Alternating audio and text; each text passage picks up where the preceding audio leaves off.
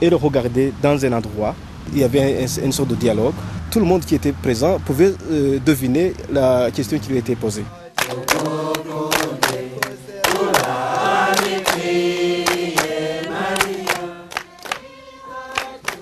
On voyait que la Vierge Marie venait comme ça, comme une maman qui se mettait à s'amuser avec son enfant. On chantait, on dansait, on se taquinait dans le dialogue.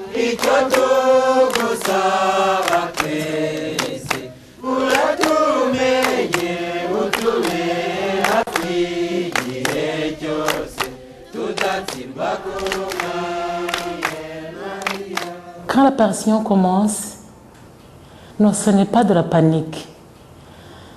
Ce n'est pas la peur non plus.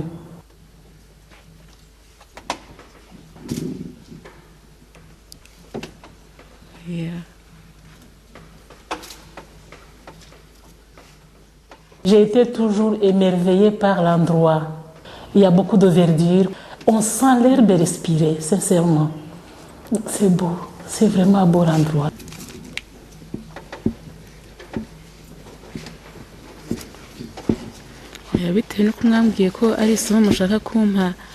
Vous m'avez dit que je dois avoir un bon comportement, même en dehors des apparitions.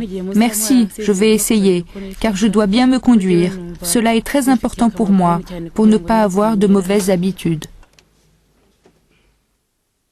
Et ce qui m'inspire aujourd'hui dans ma vie chrétienne, c'est cette simplicité de la Sainte Vierge.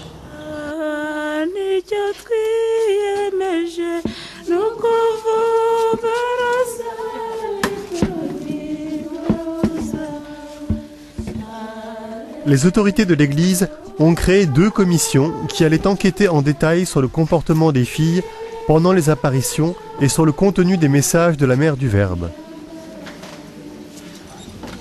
La commission théologique a été formée principalement par les professeurs du séminaire supérieur. La commission médicale se composait de représentants de la faculté de médecine de l'Université du Rwanda.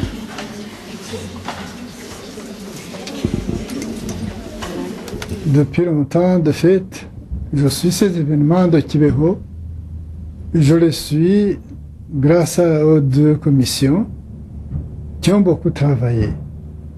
En particulier, la commission des médecins, dont le psychiatre s'est très bien distingué. Des fois, on avait peur qu'il maltraitait ses enfants. Je regardais, j'écoutais, je voyais ce qui se passait et je prenais note. Et je faisais rapport à Monseigneur l'évêque. Nous étions intéressés. Qu'est-ce qu'ils avaient comme influence dans le milieu? Durant les moments d'apparition, nous faisions certains tests.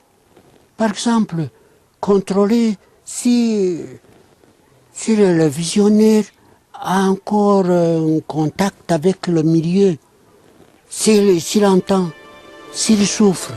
On faisait par exemple des piqûres avec des aiguilles au niveau des doigts. On prenait même une chandelle allumée, on approchait pour voir si l'enfant retirait sa main. On pinçait et le visionnaire ne réagissait pas. Pour maintenir les standards de l'impartialité scientifique, on a demandé l'aide d'experts internationaux qui ont réalisé les recherches indépendantes et ont donné leurs conseils et opinions. Je me suis focalisé sur le regard d'Alphonsine, où là il y a énormément de journalistes qui entouraient Alphonsine et qui ne cessaient pas de faire des flashs pour la prendre en photo. Avant l'apparition, elle clignait au flash. Pendant l'apparition, elle ne clignait pas au flash. On pourrait dire qu'elle était déconnectée du monde extérieur.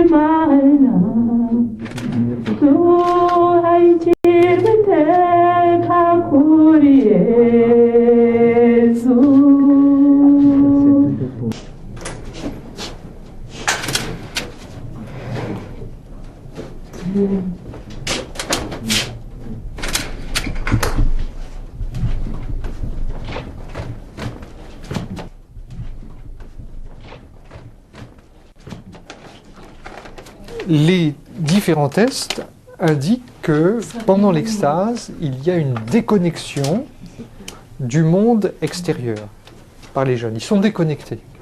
Ils ne voient plus l'environnement comme nous, ils n'entendent plus, ils sont dans un autre monde qui leur devient plus réel que ce que l'on vit à l'instant présent. Volontairement, on ne peut pas y arriver comme ça. Peut-être 1 minute, 2 minutes, mais 10 minutes, 1 heure, c'est impossible. Il faut quelque chose qui capte le regard. L'audition, c'est pareil. Elle entend la voix que les autres assistants n'entendent pas, bien sûr.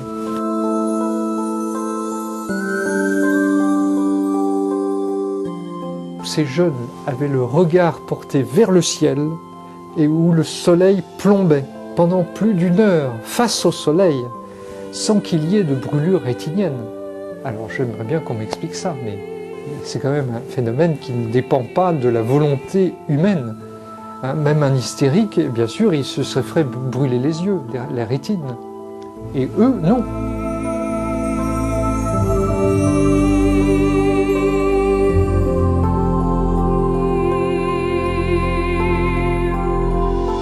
En dehors des examens cliniques, la commission médicale a initié des examens psychiatriques de longue durée. On a évalué l'équilibre psychologique des visionnaires. Chaque cas a été examiné du point de vue de l'épilepsie, des drogues, de l'hystérie et des perturbations mentales. Nous avons suivi ces enfants pendant 1 année, 2 ans, 3 ans. Ce n'est pas un examen simple. On a vu comment il évolue. En dehors des apparitions, il n'y avait rien à les reprocher. Je ne peux pas l'expliquer médicalement, je ne peux pas l'expliquer humainement. Donc il se passe quelque chose d'autre que la science ne peut que constater, c'est tout. Les apparitions ont été accompagnées de différents phénomènes surnaturels. Les visionnaires ont expérimenté des voyages qualifiés de mystiques qui duraient parfois plus de 10 heures. Il s'agissait d'extases longues et muettes pendant lesquelles Alphonsine ou Nathalie étaient étendues, immobiles, comme si elles étaient plongées dans un coma et leur poids augmentait autant qu'il était difficile de les soulever. Dans cet état, elles expérimentaient des périples de l'esprit, réalisaient des visites dans l'au-delà, d'où elles voyaient des choses qu'elles commentaient à leur retour. Je me rappelle bien, un jour, elle m'avait apparu. Elle m'a dit, tu vas dire à ta supérieure que je vais t'amener dans un voyage. J'étais très heureuse d'aller dire à notre supérieure, la Vierge Marie m'amène en voyage.